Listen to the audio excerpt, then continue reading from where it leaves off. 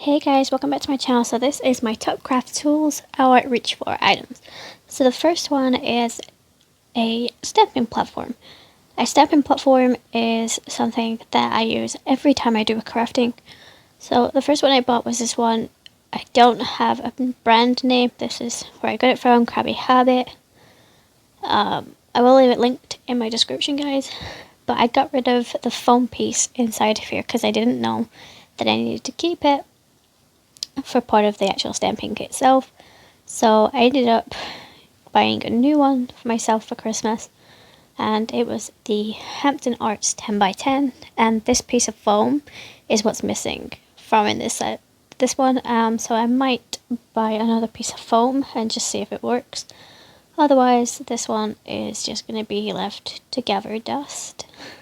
But basically what a stamping platform is used for is for when you're stamping, if you don't get a clear impression the first time, you can go back in and restamp it in the same position. So I'm going to show you what I mean. So I'm just taking some of my paper that I use and a stamp. This is just random. This is from Concord 9th. It's the winter wear. I'm just taking my ink and I'm going to ink it up, but I'm not going to put too much ink into it, and I'll show you why. So once I do it, I'm going to zoom in and you can see it didn't give you crisp black lines like I want. So what I do is I go back in and re-ink it. Also, something else you could do with your stamping platform is you can use it to help layer up backgrounds if you're using patterned paper, and I use this for heat embossing and stuff like that, so it's very multi-purpose. So as you can see, I now have a crisp, clear black line after I stamped that twice. So I definitely recommend having a stamping platform. The next one is a craft map. This is from The Works. This is just an A4 one, and as you can see, it's very stained right now. And the reason for that being is because I use it too often. So here I am. I'm just going to take a coloring pencil. This is what I tend to do. I tend to color in on here, so if any ink bleeds through the paper, or if I misjudge a line or something, I can just use this and it helps. So if I do like backgrounds and colors, then this is what happens. I tend to do that and I run off. I'm not bothered about it ruining my surface. So I use that. Don't necessarily need to have a specific one. This is a self-healing one, but you can buy a glass topped one. It's just your own personal preference. I now have all my scissors. Now as you can see, I have quite a lot of scissors. So I have 2 large sets for cutting my acetate, my paper or card. I then have some medium-sized ones, and then 2 smaller sets. So the 2 smaller sets are mostly for when I do fussy cutting, which is very rarely, but it's just there if I need to. And then I also have my craft knife, which I use if I don't have a specific stamp or die and I want to cut them out. I use that most of the time. Or sometimes if something doesn't go through the die cutting machine straight away. So the next thing is some tweezers. So I use tweezers to help me with holding sequins or putting adhesive, like adhesive squares, and just picking up random bits of paper. So tweezers always come in handy, so I definitely recommend having that on hand. And the next thing is this scratch art tool. So as you can see, it has a bigger end and a thin end. I use this for gathering sequins, positioning them on the card. I don't have a jewel picker. I do want to buy one, but that is just a cheaper alternative of using something that I already have. So I have my Wink of Stella pen. This isn't really a tool, it's more of a product, but I always end up using one of these on any of my craft. So Wink of Stella you can get in different colors, but I tend to go with a clear one because I tend to add this over color.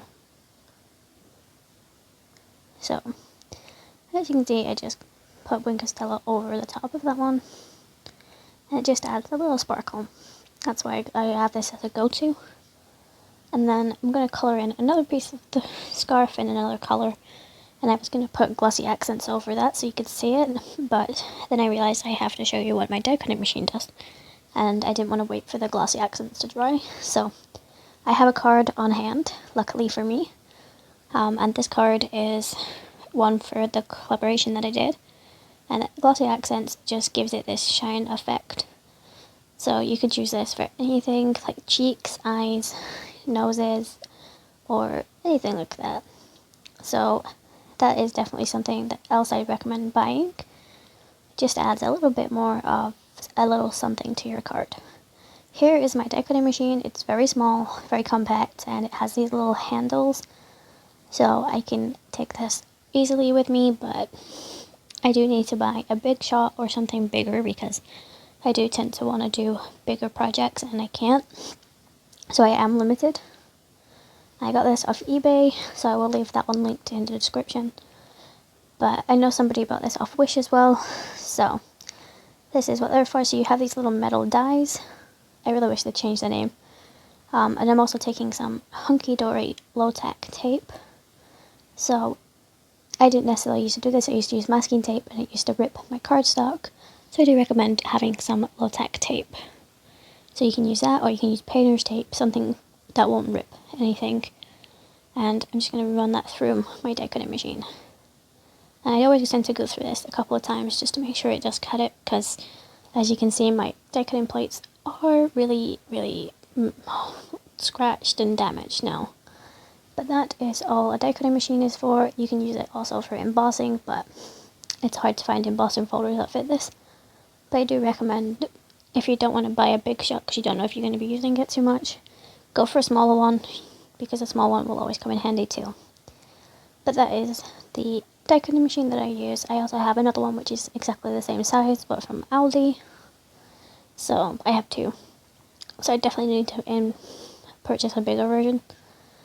The next thing I recommend having is some form of dish or storage tin, or even a little plate or saucer.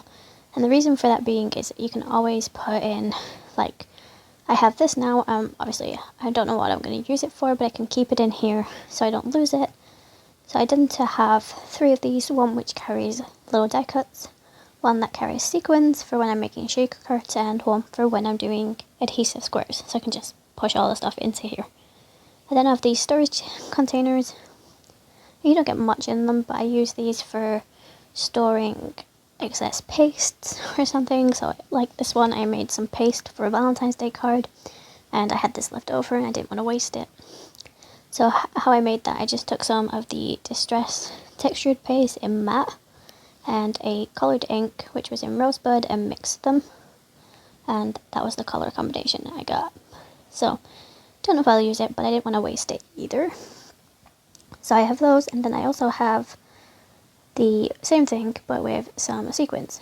But I also have one which has a stamp in, which I don't know what set this is from. I haven't got a clue, but instead of losing it, I thought I'd put it in here. And, you know, if I ever remember what stamp set that comes from, I can put it back. So here's the sequins. I just filled up 2 of them. And I also now have found 2 pieces for a fuse tool that I keep losing, so I put them in one of these as well. And that is it, guys. So I hope you guys enjoyed. If you did, make sure you like, subscribe, and comment. Hit the notification bell and go and follow me on my socials. And I'll see you in my next video. Bye, guys.